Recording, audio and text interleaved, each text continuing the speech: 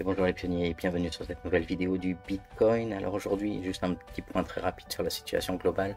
On a 1380 jours comme d'habitude, vous commencez à le savoir, entre le début de notre zone grise et la fin de notre zone verte qui correspond à un cycle, le gris, le rouge et le vert. Et on retrouve donc notre partie verte et grise, l'ensemble qui fait environ 1100 jours, verte et grise qui fait environ 1100 jours, verte et grise qui ferait environ 1100 jours et ça nous amènerait donc du coup aux alentours de septembre 2025. Alors comme vous le savez dans la partie verte, j'ai l'habitude de dire qu'on achète, on fait du DCA à l'achat. Dans la partie grise, on attend, c'est la partie popcorn et éventuellement on peut commencer le DCA un petit peu avant la partie rouge qui nous permet de vendre.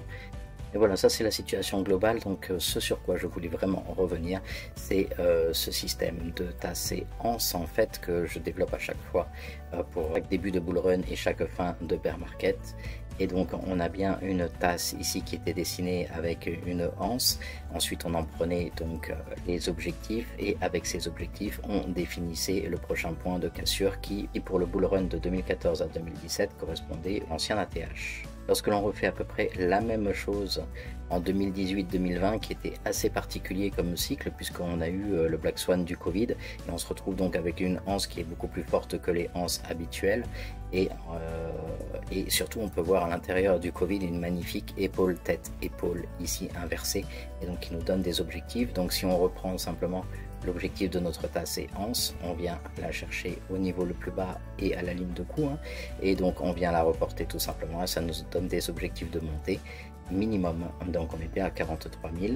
De la même manière ici, on avait notre objectif de montée qui nous emmenait à ce point là qui correspondait 1082 USD et on retrouve ici aujourd'hui, je vais vous faire un petit zoom, donc cette tasse et anse que je vous publie depuis un certain temps. On est tranquillement en train de venir la fermer et il est amusant de voir que le momentum commence à diminuer au niveau des verts et on devrait revenir chercher donc un momentum vert. Si vous prenez simplement ici le vert et ensuite le rouge, le vert, le rouge, le vert, le rouge et vous voyez que le rouge est en train de diminuer tranquillement.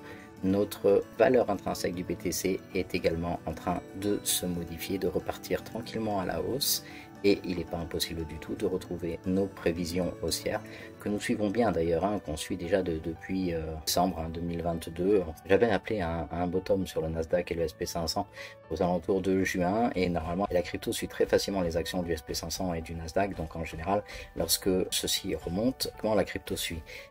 Ça a été le cas pour le SP500 et le Nasdaq, on est reparti, on est quasiment sur un nouvel ATH aujourd'hui, sauf que nous avons eu l'épisode FTM FTX de Sam Bankman sur la crypto et donc on a fait une sorte de Black Swan si vous voulez, mais vraiment que pour la crypto où le marché traditionnel a pu monter. On s'est décorrélé du marché traditionnel pendant qu'il montait. Nous on a continué à stagner et donc logiquement on devrait rattraper. Fin décembre j'ai quand même continué à rappeler un nouveau bottom et donc en effet on est reparti pour une nouvelle séquence et éventuellement un nouveau cycle. Donc notre nouveau cycle est ici en bougie blanche et en fait on le suit tranquillement. L'idée c'est de ne pas casser ce support là. Maintenant si on le casse, rien d'exceptionnel, très important.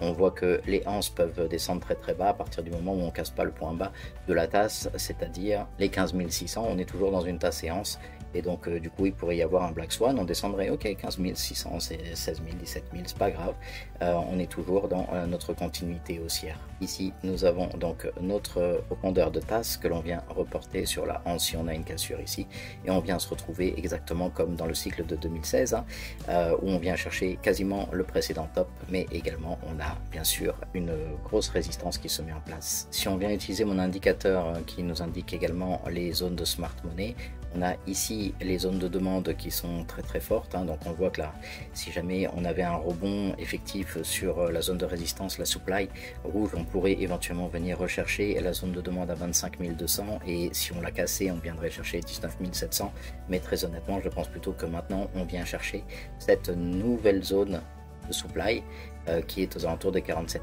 735, donc c'est mon objectif actuel, c'est que l'on vienne, on a essayé de la casser, hein, on a essayé plusieurs fois de la briser, on n'y arrive pas, mais l'idée c'est que on vienne chercher tranquillement, s'appuyer sur notre support de trendline ici que vous voyez, et à partir du moment où on a ce gros support ici et les convergences, on pourra repartir très fortement à la hausse. Concernant mon indicateur, vous voyez qu'on est toujours en zone de bear pour cette correction. Par contre, on a l'indicateur qui est en train de venir rechercher le prix, ou à l'inverse, le prix qui est en train de rechercher l'indicateur. Ce que l'on souhaite en fait, c'est une belle bougie verte, qui vient casser notre indicateur et auquel cas on repart à la hausse.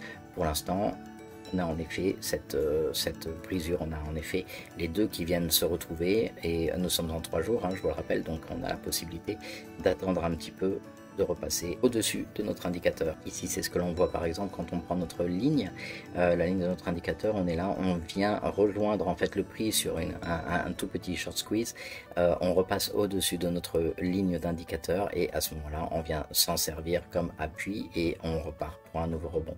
C'est exactement ce qu'on anticipe. Si l'on vient chercher en 2020 ce qui s'est passé, c'est un petit peu toujours le même phénomène en fait, hein. Et on a l'indicateur qui vient rechercher le prix, à partir du moment où le prix passe au dessus, on casse, on vient s'appuyer sur notre indicateur et ensuite on repart pour une forte hausse qui est de plus de 420%. Si on vient chercher la séance d'avant, venir regarder la construction en fait de la sortie de notre anse, donc on a bien notre tasse et anse qui vient se retrouver ici, on a la cassure de l'indicateur à la hausse, vous voyez ici l'indicateur qui passe blanc et vert alors qu'on était violet avant, et on passe à la hauteur, on casse, on vient tout simplement sur la zone de smart money, on redescend tranquillement chercher notre indicateur et à partir de là, boum, on repart à la hausse. Voilà, c'est exactement toujours la même construction en fait, c'est toujours ce qui se passe, donc du coup, c'est ce que l'on attend ici. Voilà, j'espère que cette mise à jour long terme du Bitcoin vous paraît intéressante, vous paraît claire. N'hésitez pas, si cette vidéo vous a apporté quelque chose, à mettre un gros pouce bleu. Donc, likez la vidéo, vous pouvez vous abonner si vous souhaitez recevoir les autres vidéos, mais également mettez-moi un commentaire, ça aidera l'algorithme de YouTube, et dites-moi si ça vous plaît, si on continue avec ces zones de smart money et notre indicateur. Excellente journée à tous, n'oubliez pas que votre portefeuille soit crypto.